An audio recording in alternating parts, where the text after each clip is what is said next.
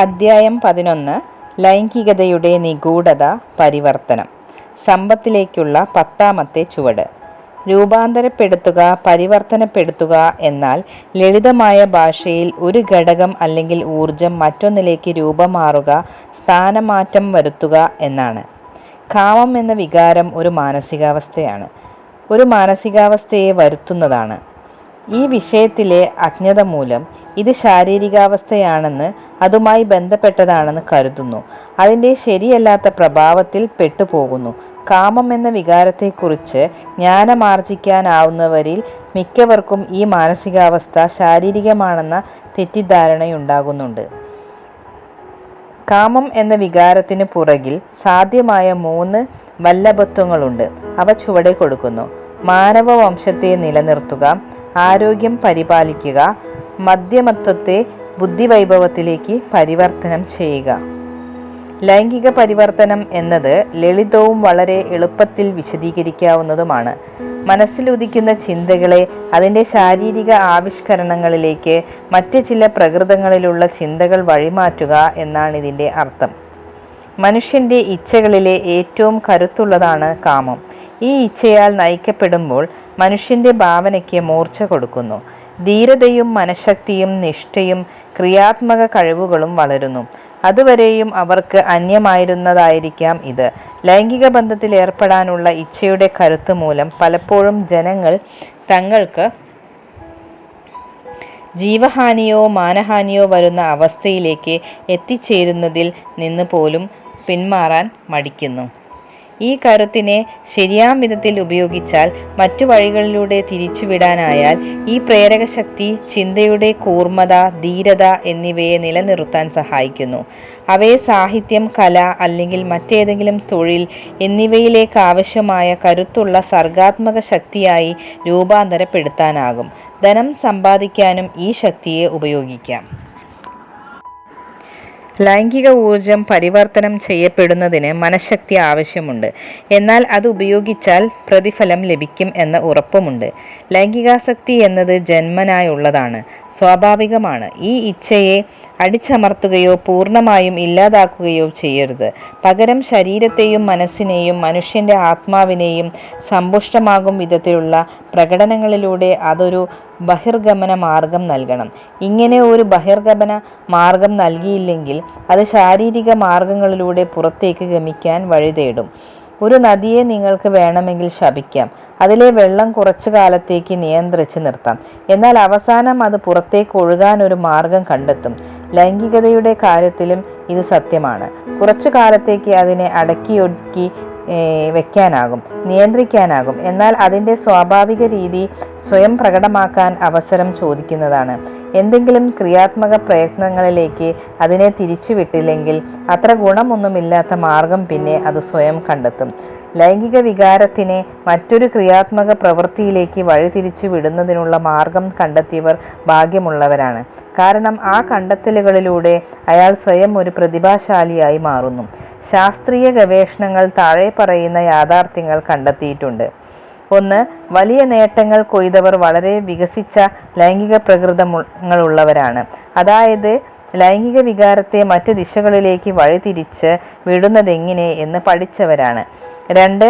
വലിയ സൗഭാഗ്യങ്ങൾ സ്വരുക്കൂട്ടാനായിട്ടുള്ളവർ സാഹിത്യത്തിലും കലയിലും വ്യവസായത്തിലും വാസ്തുവിദ്യയിലും മറ്റു മേഖലകളിലും അംഗീകാരങ്ങൾ നേടിയിട്ടുള്ള പുരുഷന്മാർ സ്ത്രീകളാൽ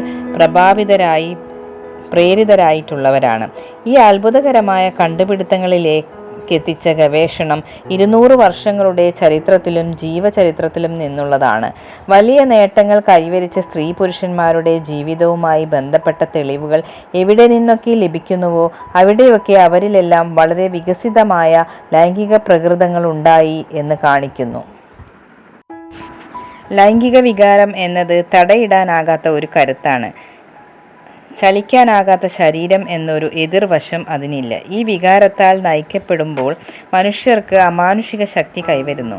ഈ സത്യം മനസ്സിലാക്കിയാൽ ലൈംഗിക വികാരത്തെ പരിവർത്തിപ്പിക്കുന്നത് ഒരു മനുഷ്യനെ പ്രതിഭാശാലിയാക്കാൻ സഹായിക്കും എന്ന പ്രസ്താവത്തിൻ്റെ പ്രാധാന്യത്തെയും അതിലെ യാഥാർത്ഥ്യത്തെയും മനസ്സിലാക്കുന്നതിനു സഹായിക്കും.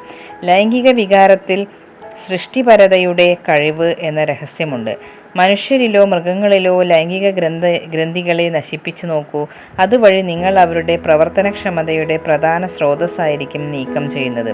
ഇതിൻ്റെ തെളിവിനായി ഒരു മൃഗത്തിൻ്റെ വരി ഉടച്ചതിന് ശേഷം അതിനെന്ത് സംഭവിക്കുന്നു എന്നൊന്ന് പരിശോധിക്കുക. ഒരു കാള പശുവിനെ പോലെ ശാന്തമാകുന്നു. ലൈംഗിക പരിവർത്തനം ഒരു പുരുഷനിൽ നിന്ന്, അത് മനുഷ്യനാകട്ടെ മൃഗമാകട്ടെ, അവനിലെ യുദ്ധവീര്യം എടുത്തു കളയുന്നു. സ്ത്രീകളിലെ ലൈംഗിക പരിവർത്തനത്തിനും ഇതേ ഫലങ്ങളാണ് ഉള്ളത്.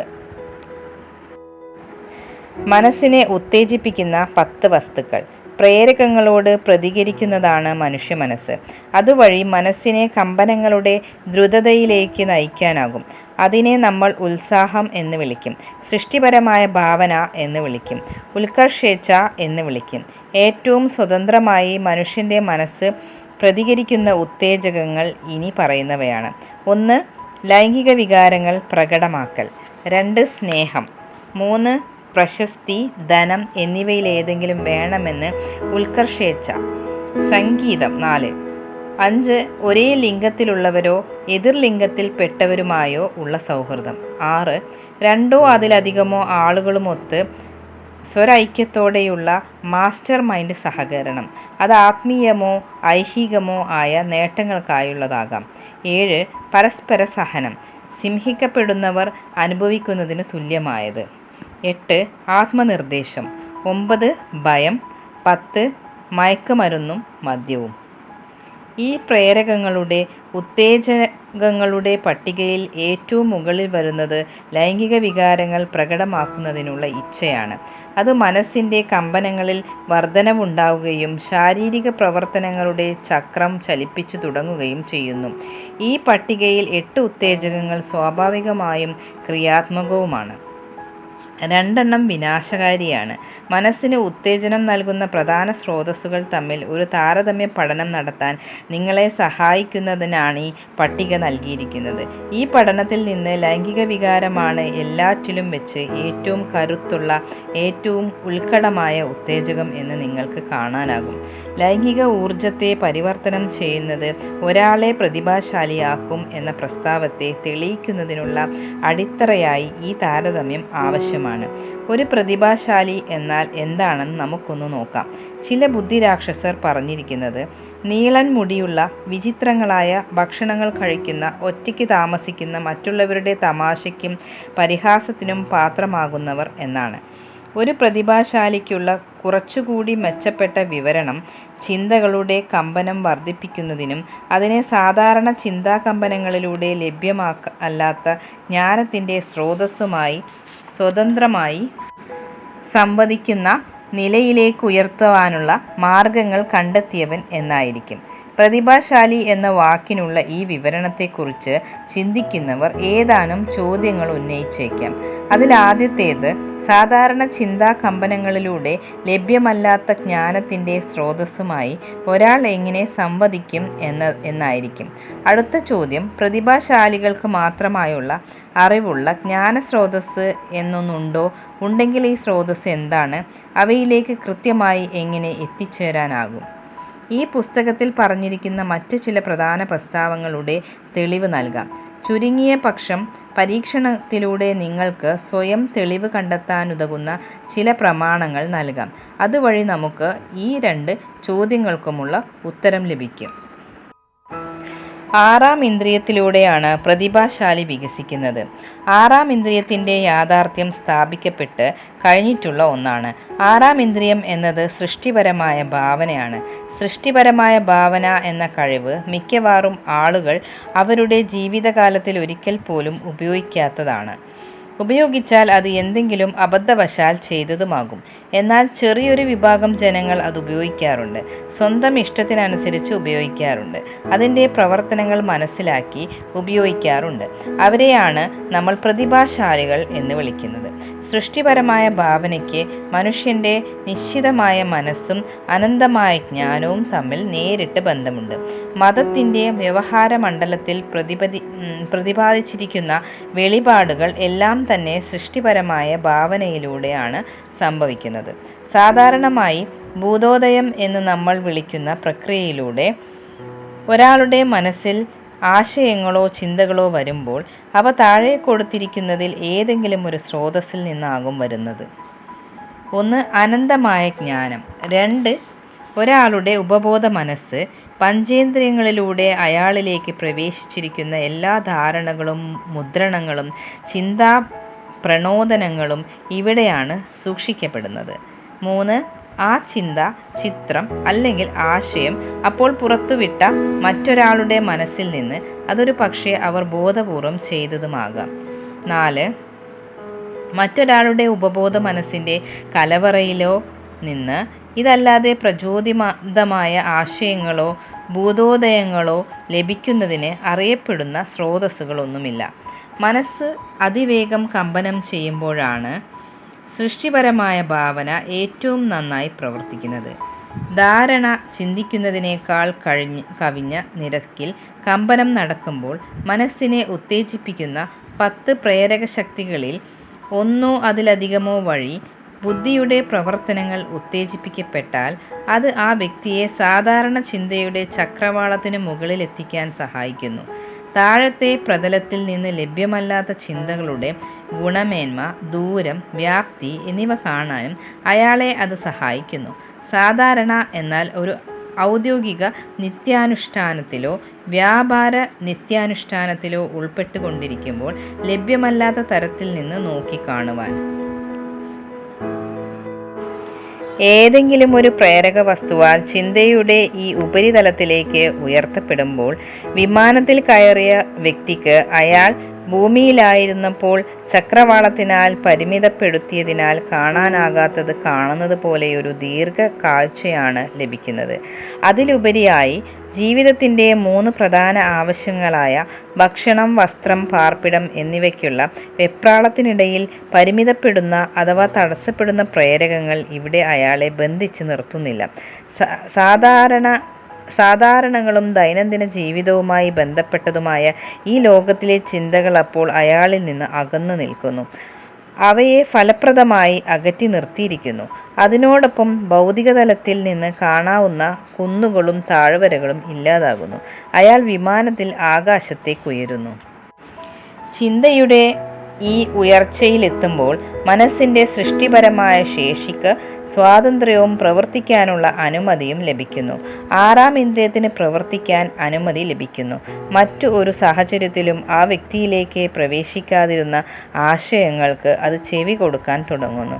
ഒരു സാധാരണ വ്യക്തിയും പ്രതിഭാശാലിയും തമ്മിലുള്ള വ്യത്യാസം അടയാളപ്പെടുത്തുന്നത് ഈ 6-ാം ഇന്ദ്രിയമാണ്.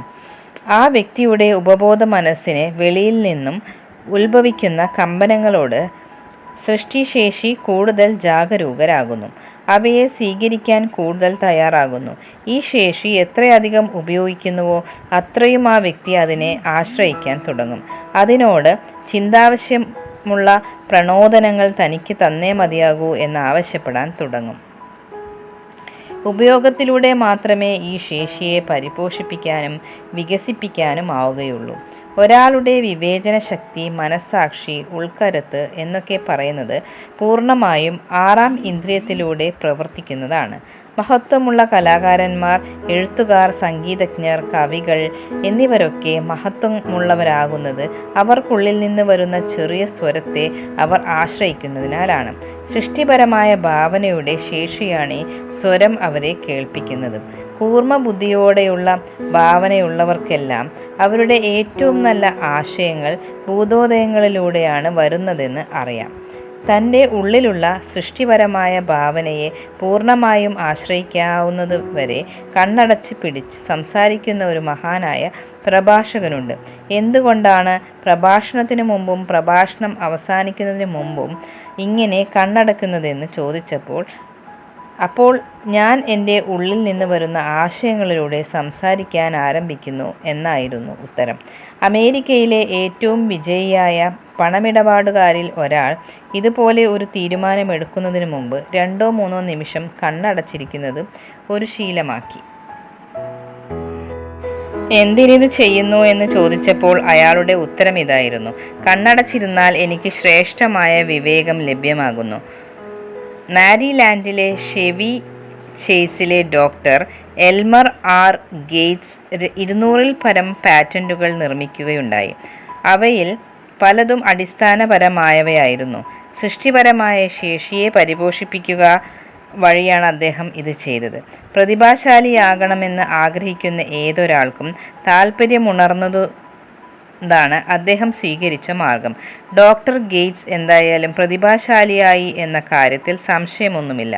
അത്രയൊന്നും പ്രസിദ്ധനല്ലായിരുന്നു എങ്കിലും ലോകം കണ്ട മഹാനായ ശാസ്ത്രജ്ഞരിൽ എന്തായാലും ഡോക്ടർ ഗേറ്റ്സ് ഉണ്ടെന്നതിൽ സംശയമില്ല.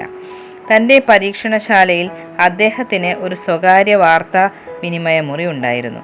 അതിനകത്തുള്ള ശബ്ദം പുറത്തു നിന്നുള്ള ശബ്ദം അകത്തോ പ്രവേശിക്കാത്ത ഒന്നായിരുന്നു അത്. അതിനകത്തെ എല്ലാ വെളിച്ചവും ഒന്നിച്ചണക്കാമായിരുന്നു. അതിനകത്തൊരു ചെറിയ മേശയുണ്ടായിരുന്നു. ആ മേശപ്പുറത്ത് എഴുതാൻ കുറച്ചു കടലാസുകൾ വച്ചിരുന്നു. മേശയ്ക്ക് മുന്നിൽ ചുമരിൽ ഒരു വൈദ്യുതി ബട്ടനുണ്ടായിരുന്നു. വിളക്കുകളെ നിയന്ത്രിക്കാനുള്ളതായിരുന്നു അത്. സൃഷ്ടിപരമായ ഭാവനയിലൂടെ തൻ്റെ പക്കലുള്ള കരുത്തുകളെ ആകർഷിക്കാൻ ഡോക്ടർ ഗേറ്റ്സ് എപ്പോഴൊക്കെ ആശിച്ചുവോ അപ്പോഴൊക്കെ അദ്ദേഹം ഈ മുറിയിൽ പ്രവേശിക്കും. മേശക്കരികിലിരിക്കും. വിളക്കുകൾ അണയ്ക്കും. അപ്പോൾ പ്രവർത്തിച്ചു കൊണ്ടിരിക്കുന്ന നൂതനാവിഷ്കാരത്തെക്കുറിച്ച് ചിന്തിക്കും. അതിൽ ശ്രദ്ധ കേന്ദ്രീകരിക്കും. എന്തെങ്കിലും ഒരു ആശയം മനസ്സിലേക്ക് പൊടുന്നനെ ഇറങ്ങി വരുന്നതുവരെ അങ്ങനെയിരിക്കും. ആ ആശയം തൻ്റെ ഗവേഷണത്തെ അറിയപ്പെടാത്ത ഘടകങ്ങളുമായി ബന്ധമുള്ളതായിരിക്കും. ഒരിക്കൽ ആശയങ്ങൾ കുത്തി ഒഴുകാൻ തുടങ്ങി. അതിദ്രുതമാണത് സംഭവിച്ചത്. 3 മണിക്കൂർ അത് എഴുതിയെടുക്കാൻ ചിലവായി. ചിന്തകളുടെ ഒഴുക്ക് അവസാനിച്ചപ്പോൾ അദ്ദേഹം തൻ്റെ കുറിപ്പുകൾ പരിശോധിച്ചു. അതിൽ അക്കാലത്ത് ശാസ്ത്രലോകത്തിന് പരിചിതമില്ലാത്ത അഥവാ പരിചിത തത്വചിന്തകൾക്ക് സമാന്തരമായി നീങ്ങുന്ന പല വിവരങ്ങളുടെയും വിശദാംശങ്ങൾ അടങ്ങിയിരിക്കുന്നു എന്ന് അപ്പോൾ അദ്ദേഹം ശ്രദ്ധിച്ചു. മാത്രമല്ല അദ്ദേഹത്തിൻ്റെ പ്രശ്നത്തിനുള്ള പോംവഴി വളരെ വിവേകപൂർവം ആ കുറിപ്പുകളിൽ പ്രതിപാദിച്ചിട്ടുണ്ടായിരുന്നു.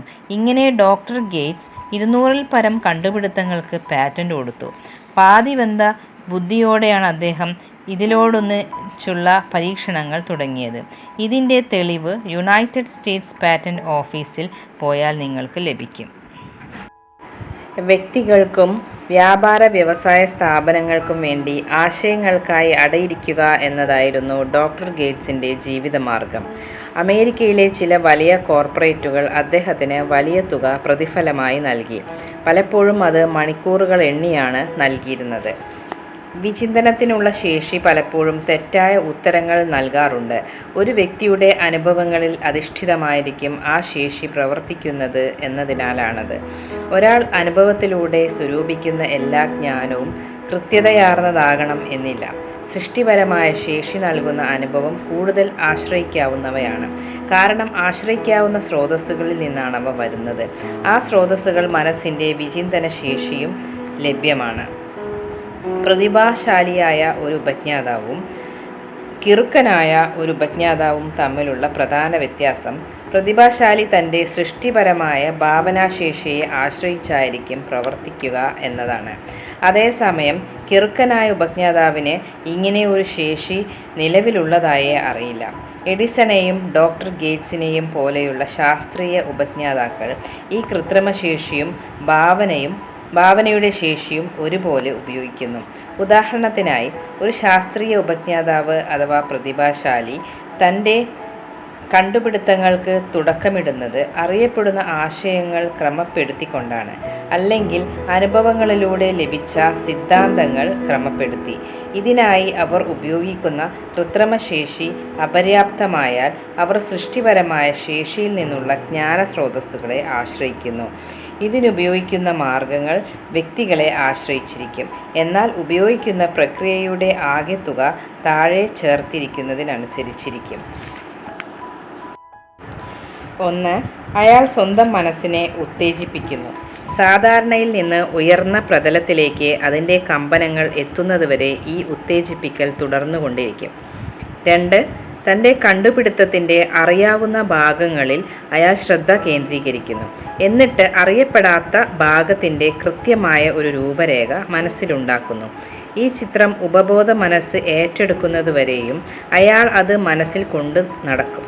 അതിനുശേഷം മനസ്സിൽ നിന്ന് എല്ലാ ചിന്തകളും തുടച്ചു മാറ്റി വിശ്രമാവസ്ഥയിലേക്ക് കൊണ്ടുവരും. ഒരു ഉത്തരം മനസ്സിലേക്ക് പൊടുന്നനെ ഇറങ്ങി വരുന്നതിനായി കാത്തിരിക്കും. ചിലപ്പോൾ ഫലം പൊടുന്നനെ ഉണ്ടാകും, തീർച്ചയുള്ളതുമാകും. മറ്റു ചിലപ്പോൾ ഫലം വിപരീതമാകും. അത് അയാളുടെ ആറാമിന്ദ്രിയം എത്ര വികസിച്ചു എന്നതിനും അയാളുടെ സൃഷ്ടിപരമായ ശേഷി എത്രയുണ്ടെന്നതിനും അനുസരിച്ചായിരിക്കും. തൻ്റെ സൃഷ്ടിപരമായ ശേഷിയിലേക്ക് എത്തിച്ചേരുന്നതിന് മുമ്പ് എഡിസൺ കൃത്രിമശേഷി ഉപയോഗിച്ച് 10,000-ത്തിലധികം പരീക്ഷണങ്ങൾ നടത്തുകയുണ്ടായി. അതിനു ശേഷമാണ് അദ്ദേഹത്തിന് വൈദ്യുതി ബൾബ് എന്ന ആശയം നടപ്പിൽ വരുത്താനായത്. സംസാരിക്കുന്ന യന്ത്രം നിർമ്മിക്കാനൊരുങ്ങിയപ്പോഴും അദ്ദേഹത്തിൻ്റെ അനുഭവം സമാനമായിരുന്നു. സൃഷ്ടിപരമായ ഭാവനാശേഷി എന്നത് നിലവിലുള്ളതാണെന്നതിന് വിശ്വസനീയമായ ധാരാളം തെളിവുകൾ ലഭ്യമാണ്. താൻ തങ്ങളുടെ തെരഞ്ഞെടുത്ത മേഖലകളിൽ വലിയ വിദ്യാഭ്യാസമൊന്നുമില്ലാതെ തന്നെ നേതൃസ്ഥാനത്തെത്തിയിട്ടുള്ളവരെ കൃത്യതയോടെ വിശകലനം ചെയ്താൽ ഈ തെളിവുകൾ ലഭ്യമാകും. മഹത്വത്തിലേക്ക് നടന്ന് കയറിയവരിൽ ശ്രദ്ധേയമായ ഉദാഹരണമാണ് ലിങ്കൺ. സൃഷ്ടിപരമായ ഭാവനയെ കണ്ടെത്തിയും അത് ഉപയോഗിച്ചുമാണ് അദ്ദേഹം അവിടെ എത്തിയത്. അദ്ദേഹം ഈ ശേഷി കണ്ടെത്തുകയും ഉപയോഗിച്ചു തുടങ്ങുകയും ചെയ്തത് ആനി റട്ട്ലെഡ്ജിനെ കണ്ട് അവരോട് ഇഷ്ടം തോന്നി തുടങ്ങിയതിനു ശേഷമാണ്. പ്രതിഭാശാലിയുടെ സ്രോതസ്സ് എന്തെന്ന പഠനവുമായി ബന്ധപ്പെട്ട് ഈ പ്രസ്താവത്തിന് വലിയ പ്രാധാന്യമുണ്ട്. ലൈംഗികാഗ്രഹങ്ങൾ ഉത്തേജിപ്പിക്കുക വഴി പുരുഷന്മാരെ മഹത്തായ നേട്ടങ്ങളിലേക്ക് നയിച്ച സ്ത്രീകളുടെ അനേകം കഥകൾ നമുക്ക് ചരിത്ര പുസ്തകങ്ങളിൽ വായിക്കാനാകും. നെപ്പോളിയൻ ബോണപ്പാർട്ട് ഇതിനൊരു ഉദാഹരണമാണ്. ആദ്യ ഭാര്യയായ ജോസഫൈൻ്റെ സ്വാധീനത്താൽ അദ്ദേഹം ആർക്കും ചെറുക്കാനാകാത്തവനും ആർക്കും വിജയിക്കാനാകാത്തവനുമായി. അദ്ദേഹത്തിൻ്റെ വിവേകം അദ്ദേഹത്തിനെ കൊണ്ട് ജോസഫൈനെ ഉപേക്ഷിക്കാൻ തീരുമാനിപ്പിച്ചപ്പോൾ അദ്ദേഹം പരാജയപ്പെടാനും തുടങ്ങി. സെൻറ്റ് ഹെലനയിലെ പരാജയം പിന്നെ അധികം ദൂരെയായിരുന്നില്ല. ഇതുപോലെ അനേകം ആളുകളെ നമുക്ക് അമേരിക്കയിൽ കണ്ടെത്താനാകും. നല്ല പാതിയുടെ സഹായത്താൽ ഉയരങ്ങൾ കീഴടക്കിയവർ. എന്നാൽ പണവും അധികാരവും അവരിൽ പലരുടെയും തലക്ക് പിടിച്ചപ്പോൾ അവർ അതുവരെ അവർക്കൊപ്പം നിന്ന ഭാര്യയെ വിട്ടൊഴിഞ്ഞു, പുതിയൊരാളെ സ്വീകരിച്ചു. യഥാർത്ഥ സ്രോതസ്സിൽ നിന്നുള്ള ലൈംഗിക സ്വാധീനം മറ്റെന്തിനേക്കാളും കരുത്തുള്ളതാണെന്ന്, ആ പകരം വസ്തു ഏതൊരു കാരണത്താലും നിർമ്മിക്കപ്പെട്ടതാണെങ്കിലും അതിലും കരുത്തുള്ളതാണെന്ന് കണ്ടെത്തിയ ഏക വ്യക്തിയൊന്നുമല്ല നെപ്പോളിയൻ. മനുഷ്യൻ്റെ മനസ്സ് ഉത്തേജനങ്ങളോട് പ്രതികരിക്കുന്നവയാണ്. ഇതിൽ ഏറ്റവും മഹത്തരമായതും കരുത്തുള്ളതുമായ ഉത്തേജകമാണ് ലൈംഗിക ബന്ധത്തിൽ ഏർപ്പെടാനുള്ള ഇച്ഛ. ഇതിനെ കടിഞ്ഞാണിട്ട് പരിവർത്തിപ്പിച്ചാൽ ഈ പ്രേരക ശക്തിക്ക് മനുഷ്യരെ മറ്റൊരു പ്രതലത്തിലേക്ക് എത്തിക്കാനാകും, ചിന്തയുടെ മറ്റൊരു തലത്തിലേക്ക്. അതവർക്ക് അവരുടെ മാർഗതടസ്സമായി നിൽക്കുന്ന, അവരെ അലട്ടുന്ന ചെറിയ വിഷമങ്ങൾ, ശല്യങ്ങൾ എന്നിവയുടെ സ്രോതസ്സിനുമേൽ വിജയം കൈവരിക്കുന്നതിന് പ്രാപ്തമാകും. നിർഭാഗ്യമെന്ന് പറയട്ടെ, പ്രതിഭാശാലികൾ മാത്രമേ ഇത് കണ്ടെത്തിയിട്ടുള്ളൂ. മറ്റുള്ളവർ ലൈംഗികാഗ്രഹത്തിൻ്റെ അനുഭവം സ്വീകരിച്ചിട്ടുണ്ടെങ്കിലും അതിൻ്റെ മറ്റ് സാധ്യതകൾ കണ്ടെത്തിയിട്ടില്ല. പ്രതിഭാശാലികളുടെ എണ്ണവുമായി താരതമ്യം ചെയ്യുമ്പോൾ മറ്റുള്ളവർ അനേകമാകുന്നതിൻ്റെ കാരണവും ഇതുതന്നെ. ഓർമ്മയുടെ ക്ഷീണം തീർക്കുന്നതിനായി ചില വ്യക്തികളുടെ ജീവചരിത്രത്തിൽ പറഞ്ഞിട്ടുള്ള വാസ്തവങ്ങളെ അടിസ്ഥാനപ്പെടുത്തി നമ്മൾ അതിപ്രഗത്ഭരായ ചിലരുടെ പേരുകൾ പട്ടികപ്പെടുത്തുന്നു. അവരെല്ലാം ലൈംഗിക വികാരം അധികമായുണ്ടായിരുന്നവർ തന്നെ. അവർ പ്രതിഭകളായത് കരുത്തിൻ്റെ ഈ സ്രോതസ്സിനെ ശരിയായ ദിശയിലേക്ക് പരിവർത്തിപ്പിച്ചാണ്. George Washington, Napoleon Bonaparte, William Shakespeare, Abraham Lincoln, Ralph Waldo Emerson, Robert Burns, Thomas Jefferson, Elbert Hubbard, Elbert H Gray, Oscar Wilde, Woodrow Wilson, John H Patterson, Andrew Jackson, Enrico Caruso. നിങ്ങൾ അറിയാവുന്ന ജീവചരിത്രങ്ങൾ ഒരുപക്ഷെ ഈ പട്ടിക ഇനിയും വിപുലപ്പെടുത്താൻ നിങ്ങളെ സഹായിച്ചേക്കും. വികസിതമായ ലൈംഗിക വികാരപ്രകൃതമില്ലാതെ ഏതെങ്കിലും രംഗത്ത് തൻ്റെ പ്രതിഭ തെളിയിച്ച ഒരു മനുഷ്യനെ ചരിത്രത്തിലോ സംസ്കാരത്തിലോ നിങ്ങൾക്ക് കാണിച്ചു തരാമോ? ഇന്ന് ജീവിച്ചിരിക്കാത്തവരുടെ ജീവചരിത്രത്തെ ആശ്രയിക്കാൻ നിങ്ങൾക്ക് താൽപ്പര്യമുണ്ടെങ്കിൽ മഹത്തായ നേട്ടങ്ങൾ കൈവരിച്ചിട്ടുള്ളവരുടെ ഒരു പട്ടിക സ്വയം തയ്യാറാക്കുക. എന്നിട്ട് അതിൽ നിന്നും ലൈംഗിക വികാരത്തെ തൻ്റെ പ്രധാന വികാരമാക്കിയിട്ടില്ലാത്തവരെ തിരയുക. ലൈംഗികോർജം എന്നത് സൃഷ്ടിപരമാണ്. എല്ലാ പ്രതിഭാശാലികളുടെയും സൃഷ്ടിപരമായ ഊർജമാണ്. ലൈംഗിക ശക്തിയിൽ ആശ്രയിക്കാത്ത മഹാനായ ഒരു നേതാവോ ബിൽഡറോ കലാകാരനോ ഇതുവരെ ഉണ്ടായിട്ടില്ല, ഇനി ഉണ്ടാവുകയുമില്ല. ഈ പ്രസ്താവത്തിനർത്ഥം അമിത ലൈംഗിക വികാരമുള്ളവരെല്ലാം പ്രതിഭാധനനാണെന്ന് ആരും തെറ്റിദ്ധരിക്കരുത്. ഒരു മനുഷ്യൻ പ്രതിഭാശാലിയാകുന്നത് സൃഷ്ടിപരവും സർഗാത്മകവുമായ ഭാവനയിലൂടെ ലഭ്യമാകുന്ന ഊർജത്തിൻ്റെ സഹായത്തോടെ തൻ്റെ മനസ്സിനെ ഉത്തേജിപ്പിക്കുമ്പോൾ മാത്രമാണ്. ഈ ഉത്തേജകങ്ങളിൽ പ്രധാനി ലൈംഗിക ഊർജത്താൽ ഉൽപ്പാദിപ്പിക്കപ്പെടുന്ന കമ്പനങ്ങളാണ്. ഈ ഊർജം കയ്യിലുണ്ടായാൽ മാത്രം അയാൾ ഒരു പ്രതിഭാശാലിയാകില്ല. ശാരീരിക സ്പർശത്തിനുള്ള ഇച്ഛയായ ഈ ഊർജത്തെ മറ്റൊരു ഇച്ഛയായി പ്രവർത്തനമായി രൂപാന്തരപ്പെടുത്തണം. അപ്പോഴേ അത് ഒരാളെ ഒരു പ്രതിഭാശാലിയായി മാറ്റുകയുള്ളൂ. എന്നാൽ ഒരു പ്രതിഭാശാലിയാകുന്നതിന് പകരം അമിത ലൈംഗിക ഇച്ഛ മൂലം ഭൂരിപക്ഷം ആളുകളും സ്വയം തരം താഴുന്നു. ഈ ഊർജത്തെ തെറ്റിദ്ധരിക്കുകയും തെറ്റായി ഉപയോഗിക്കുകയും വഴി ഒരു മൃഗമാക്കി അധപ്പതിപ്പിക്കുന്നു. 40 വയസ്സാകുന്നതിന് മുമ്പ് പുരുഷന്മാർ സാധാരണ നിലയിൽ അധികം വിജയിക്കാത്തതെന്തുകൊണ്ട്? 25,000-ൽ അധികം ആളുകളെ വിശകലനം ചെയ്തതിൽ നിന്ന് എനിക്കൊരു കാര്യം മനസ്സിലായി. അവരവരുടെ രംഗത്ത് വിജയിക്കുന്നവരിൽ അധികം ആളുകളൊന്നും 40 വയസ്സാകുന്നതിന് മുമ്പ് ആ വിജയം കൈവരിക്കുന്നില്ല. അതുപോലെ തന്നെ അവർക്ക് അവരുടെ വിജയവേഗം കൈവരിക്കാൻ 50 കഴിയേണ്ടിയും വരും. ഇതൊരു അത്ഭുതപ്പെടുത്തുന്ന വാസ്തവമായിരുന്നു.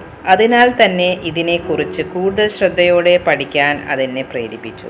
12 വർഷത്തോളം ഞാൻ അതിനെക്കുറിച്ച് അന്വേഷിച്ചു. എൻ്റെ പഠനം എനിക്കൊരു കാര്യം വെളിപ്പെടുത്തി. 40-നും 50-നും മുമ്പ് വിജയം കൈവരിക്കാത്തത് അവർ അവരുടെ ഊർജത്തെ അമിത ലൈംഗിക പ്രവർത്തനങ്ങളിൽ ഏർപ്പെട്ട് പല ദിശകളിലേക്ക് ചിതറിപ്പിക്കുന്നതിനാലാണ്. ലൈംഗിക ഇച്ഛയ്ക്ക് മറ്റ് സാധ്യതകളുമുണ്ടെന്ന് അധികമാരും മനസ്സിലാക്കുന്നില്ല. ലൈംഗികതയുടെ ശാരീരിക പ്രകടനത്തെക്കാൾ പല മടങ്ങ് ഉപയോഗപ്രദമാകും അതിനെ പരിവർത്തിപ്പിച്ചാൽ. ഈ കണ്ടെത്തൽ നടത്തുന്നവരിൽ അധികം ആളുകളും തൻ്റെ അനേകം വർഷം ലൈംഗിക ഊർജം പാഴാക്കിയതിനു ശേഷമാണ് അവിടേക്ക് എത്തിപ്പെടുന്നത്. അപ്പോഴേക്കും അവർ 45-ഓ 50-ഓ വയസ്സായിട്ടുണ്ടാവും. ഇതിനെ തുടർന്ന് അവർ ശ്രദ്ധേയമായ നേട്ടങ്ങൾ വന്നു ചേർന്നിട്ടുണ്ട്. 40 വയസ്സാകുന്നത് വരെ, ചിലപ്പോൾ അതിനുമപ്പുറവും പലരുടെയും ജീവിതം തുടർച്ചയായി ഊർജം പാഴാക്കുന്നതിൻ്റേതാണ്. ആ ഊർജത്തെ കൂടുതൽ ലാഭകരമായി തിരിച്ചുവിടാമായിരുന്നു. അവരുടെ സൂക്ഷ്മവും കരുത്തേറിയതുമായ വികാരങ്ങൾ അവർ കാറ്റിൽ പറത്തി വിടുന്നു. ഈ സ്വഭാവം മൂലമാകണം പുരുഷൻ തൻ്റെ വിത്ത് കാറ്റിൽ പറത്തി എന്നൊക്കെ മട്ടിലുള്ള വാക്യങ്ങൾ വളർത്തിയെടുത്തത്. ലൈംഗിക ഇച്ഛയാണ് ഇതുവരെയും അറിഞ്ഞിട്ടുള്ളതിൽ ഏറ്റവും കരുത്തുള്ളതും ത്വരിപ്പിക്കുന്നതുമായ മനുഷ്യ വികാരം. ഈ ഒരൊറ്റ കാരണത്താൽ ഈ ഇച്ഛയെ കടിഞ്ഞാണിട്ട് പരിവർത്തിപ്പിച്ച് പ്രവർത്തനക്ഷമമാക്കിയാൽ മറ്റ് ഏതൊരു ശാരീരിക പ്രകടനത്തെക്കാളും ഒരാളെ പ്രതിഭാശാലിയുടെ തലത്തിലെത്തിക്കുന്നതിന് സഹായിക്കും. താൻ സൃഷ്ടിച്ച മിക്കവാറും എല്ലാ പദ്ധതികൾക്കും കാരണക്കാരിയായത് തൻ്റെ സുന്ദരിയായ സെക്രട്ടറിയാണെന്ന് അമേരിക്കയിലെ വിജയിയായ ഒരു വ്യാപാരി സമ്മതിക്കുകയുണ്ടായി. അവരുടെ സാന്നിധ്യം അയാളിൽ സൃഷ്ടിപരമായ ഭാവനയെ ഉത്തേജിപ്പിച്ചു. മറ്റൊരു അവസരത്തിലും അതത്രയും ഉത്തേജിച്ചതായി എന്ന് തോന്നിയിട്ടില്ല എന്ന് അദ്ദേഹം സമ്മതിക്കുന്നു. അമേരിക്കയിലെ മറ്റൊരു വിജയിയായ മനുഷ്യൻ മിക്കപ്പോഴും സുന്ദരികളായ സ്ത്രീകളാൽ വലയം ചെയ്യപ്പെട്ടിരുന്നു. അവരായിരുന്നു പ്രേരകശക്തിയായി വർത്തിച്ചത്. നീണ്ട 12 വർഷം അവരത് തുടർന്നു. ഈ പ്രതിപാദ്യം ആരെക്കുറിച്ചാണെന്ന് എല്ലാവർക്കും മനസ്സിലാകും. എന്നാൽ അദ്ദേഹത്തിൻ്റെ നേട്ടങ്ങളുടെ യഥാർത്ഥ സ്രോതസ്സ് എന്തെന്ന് എല്ലാവർക്കും അറിയണമെന്നില്ല. മദ്യം, മയക്കുമരുന്ന് തുടങ്ങിയ ഉത്തേജക കൃത്രിമ പ്രേരക ശക്തികൾ ഉപയോഗിച്ച് മനസ്സിനെ ഉത്തേജിപ്പിക്കുന്ന, അതുവഴി പ്രതിപാദനരാകാൻ ശ്രമിക്കുന്ന മനുഷ്യരെക്കുറിച്ച് ചരിത്രത്തിൽ അനേകം ഉദാഹരണങ്ങളുണ്ട്. മദ്യപിച്ചുകൊണ്ടാണ് എഡ്ഗർ അലൻ പോ റാവേൽ എഴുതിയതെന്ന് പറയപ്പെടുന്നു. മദ്യപിച്ചു ഒരു മർത്യൻ അതിനു മുമ്പ് കാണാൻ ധൈര്യപ്പെടാത്ത സ്വപ്നങ്ങൾ കണ്ടുകൊണ്ട്. മദ്യപിച്ചാണ് ജെയിംസ് വൈറ്റ് കോംബ് റിലി തൻ്റെ ഏറ്റവും നല്ല കൃതികളെല്ലാം രചിച്ചിട്ടുള്ളത്.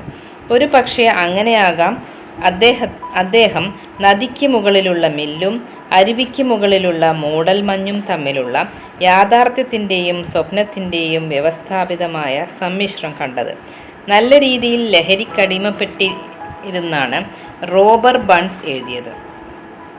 എൻ്റെ പ്രിയയെ, ഔൺസ് ലാങ് സൈനിനായി നമുക്കൊരു കപ്പ് അനുകമ്പയാകാം. ഔട്ട്ലാങ് സൈനികനായി എന്നെഴുതിയത്. എന്നാൽ അങ്ങനെയുള്ളവരിൽ പലരും അവസാനം അവരെ സ്വയം നശിപ്പിക്കുകയായിരുന്നു എന്നും നമ്മൾ മനസ്സിലാക്കണം. മനുഷ്യർക്ക് അപൂർവമായ ചിന്തകളുടെ പ്രതലത്തിലേക്കെത്തി അതെവിടെ നിന്ന് വന്നു എന്നറിയാതെ അതിലേക്ക് ട്യൂൺ ചെയ്യപ്പെടാൻ വേണ്ട സുരക്ഷിത പാനീയ ഔഷധങ്ങൾ പ്രകൃതി സ്വയം തയ്യാറാക്കി വച്ചിട്ടുണ്ട്. ഇതിനു പകരമായി തൃപ്തികരമായ മറ്റ് പദാർത്ഥങ്ങൾ ഒന്നും കാണാനാകില്ല. ലൈംഗികാസക്തിയും ആത്മീയ ഇച്ഛയും തമ്മിൽ അടുത്ത ബന്ധമുണ്ടെന്ന് മനഃശാസ്ത്രജ്ഞർക്ക് അറിവുള്ള കാര്യമാണ്. മത ഉണർവുകൾ എന്ന് വിളിക്കപ്പെടുന്നതും പുരാതന വർഗക്കാരിൽ സാധാരണമായിരുന്നതുമായ മതിരോത്സവങ്ങളിൽ പങ്കെടുക്കുന്നവരിൽ പലരിലും ഈ സ്വഭാവത്തിൻ്റെ പ്രത്യേകതകൾ കാണാനാകും. മനുഷ്യൻ്റെ വികാരങ്ങളാലാണ് ലോകം ഭരിതപ്പെടുത്തുന്നതും സംസ്കാരത്തിൻ്റെ വിധിയെഴുത്ത് നടക്കുന്നതും.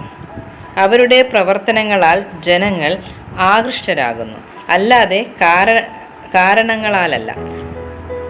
അതിനേക്കാൾ കൂടുതലായി വികാരങ്ങളാണ്. മനുഷ്യൻ്റെ സൃഷ്ടിപരമായ ശേഷിയെ പ്രവർത്തനക്ഷമമാക്കുന്നത് വികാരങ്ങളാൽ മാത്രമാണ്, അല്ലാതെ കാരണങ്ങളാലല്ല. മനുഷ്യവികാരങ്ങളിൽ ഏറ്റവും കരുത്തുള്ളത് ലൈംഗികതയാണ്. മറ്റു മാനസിക ഉത്തേജന വസ്തുക്കളുമുണ്ട്. അവയിൽ ചിലത് പട്ടികയിൽ കൊടുത്തിട്ടുണ്ട്. എന്നാൽ ഒന്നിൽ കൂടുതൽ എണ്ണം ഒന്നിച്ചു നിന്നാൽ പോലും ലൈംഗികതയുടെ കരുത്തിനൊപ്പം എത്താനാകില്ല. ചിന്തയുടെ കമ്പനങ്ങൾ താൽക്കാലികമായോ സ്ഥായിയായോ വർദ്ധിപ്പിക്കുന്നതിന് സ്വാധീനം ചെലുത്തുന്നതെന്തോ അതാണ് മാനസിക ഉത്തേജക വസ്തുക്കൾ. ഇവിടെ വിവരിച്ചിരിക്കുന്ന 10 ഉത്തേജക വസ്തുക്കളെയാണ് ഏറ്റവും കൂടുതലായി മനുഷ്യൻ ആശ്രയിക്കുന്നത്. ഈ സ്രോതസ്സുകൾ വഴി നമുക്ക് അനന്തമായ ജ്ഞാനവുമായി ബന്ധപ്പെടാനാകും. അല്ലെങ്കിൽ നമ്മുടെ ഇഷ്ടത്തിനനുസരിച്ച് നമ്മുടെയോ മറ്റൊരാളുടെയോ ഉപബോധ മനസ്സിൻ്റെ കലവറയിലേക്ക് പ്രവേശിക്കാനാകും. ഇതെല്ലാം പ്രതിഭാശാലികൾ എന്ന് വിളിക്കുന്നവർ നടത്തുന്ന പ്രക്രിയകളാണ്. സെയിൽസിൽ ജോലി ചെയ്യുന്ന 30,000-ത്തിലധികം ആളുകളെ പരിശീലിപ്പിച്ചിട്ടുള്ള ഒരു അധ്യാപകൻ അത്ഭുതപ്പെടുത്തുന്ന ഒരു കണ്ടുപിടുത്തം നടത്തുകയുണ്ടായി. ലൈംഗികോർജം ഏറ്റവും കൂടുതലുള്ള സെയിൽസ്മാനാണ് ഏറ്റവും വിജയം വരിക്കുന്നത് എന്നതായിരുന്നു ആ കണ്ടുപിടുത്തം. വ്യക്തിഗത കാന്തികത എന്ന് വിശേഷിപ്പിക്കപ്പെടുന്ന വ്യക്തിത്വമാണ് ഇതിനു കാരണം, അഥവാ ഇതിൻ്റെ ഘടകം എന്നായി വിശദീകരണം. ഉയർന്ന ലൈംഗികതയുള്ളവർക്ക് എപ്പോഴും കാന്തികത അധികമായിരിക്കും. ഇതിനെ പരിപോഷിപ്പിക്കുകയും മനസ്സിലാക്കുകയും ചെയ്യുക വഴി ജീവധാരണമായ ഈ കരുത്തിനെ പിടിച്ചെടുക്കാനാകും. മനുഷ്യർ തമ്മിലുള്ള ബന്ധത്തിൻ്റെ മഹനീയമായ ഗുണങ്ങൾക്കായി ഉപയോഗപ്പെടുത്താനാകും. താഴെ പറയുന്ന മാധ്യമങ്ങളിലൂടെ ഈ ഊർജത്തെ മറ്റുള്ളവരിലേക്ക് എത്തിക്കാനാകും. 1. കൈ കൊടുക്കുക. കൈകൾ കൂട്ടിത്തൊടുന്നത് കാന്തികതയെ ഉടൻ പ്രതിഫലിപ്പിക്കും, അല്ലെങ്കിൽ അതില്ലായ്മയെ പ്രതിഫലിപ്പിക്കും. 2. ശബ്ദത്തിലെ വ്യതിയാനങ്ങൾ. ശബ്ദത്തിനു വർണ്ണം കൊടുക്കാനാകുന്നതിൻ്റെ അതിസംഗീതാത്മകതയോ ഹൃദയഹാരിയോ ആയ ഈണം കൊടുക്കാനാവുന്നതിൻ്റെ മുഖ്യ ഘടകം കാന്തികത അഥവാ ലൈംഗിക ഊർജമാണ്. 3. ശരീരഭാഷ. വലിയ ലൈംഗികോർജത്തിനു ഉടമയായിരിക്കുന്നവർ ദ്രുതഗതിയിൽ ചലിക്കുന്നു, എളുപ്പത്തിലും അനായാസവും ചലിക്കുന്നു. 4. ചിന്തയുടെ കമ്പനങ്ങൾ. വലിയ ലൈംഗികോർജത്തിനുടമയായിരിക്കുന്നവർ അവരുടെ ചിന്തകളെയും ലൈംഗിക വികാരങ്ങളെയും ഇടകലർത്തുന്നു, അഥവാ അവരുടെ ഇഷ്ടത്തിനനുസരിച്ച് ഈ ഇടകലർത്തൽ നടത്തുന്നു. അങ്ങനെ അവർക്ക് ചുറ്റിലുമുള്ളവരെ ആകർഷിക്കുന്നു. 5. ശരീരം അലങ്കരിക്കൽ. വലിയ ലൈംഗികോർജ്ജത്തിലുടമയായിരിക്കുന്നവർ മിക്കപ്പോഴും അവരുടെ വ്യക്തിപരമായ രൂപത്തിൽ വളരെ ശ്രദ്ധാലുവായിരിക്കും. അവരുടെ വ്യക്തിത്വത്തിനും നിറത്തിനും ശരീരത്തിനും അനുസരിച്ച വസ്ത്രമായിരിക്കും അവർ തിരഞ്ഞെടുക്കുന്നത്. ഒരു സെയിൽസ്മാനെ തിരഞ്ഞെടുക്കുമ്പോൾ നിപുണതയുള്ള മാനേജർ വ്യക്തിഗത കാന്തികതയായിരിക്കും ആദ്യ പരിഗണന നൽകുന്നത്. ലൈംഗികോർജ്ജത്തിൽ കുറവുള്ളവർക്ക് ഒരിക്കലും എന്തിനെങ്കിലും താല്പര്യഭരിതരാകാനാകില്ല. മറ്റുള്ളവരെ മത്സരശീലരും പ്രോത്സാഹമുള്ളവരുമാകാനും കഴിയില്ല. സെയിൽസ്മാൻ ആയിരിക്കണമെങ്കിൽ അത്യന്താപേക്ഷിതമായ ഒരു ഗുണം അവർ ഉത്സാഹമുള്ളവരായിരിക്കുക എന്നതാണ്. അവർ വിൽക്കുന്ന വസ്തു എന്തായാലും അത് അങ്ങനെ തന്നെ ആയിരിക്കും.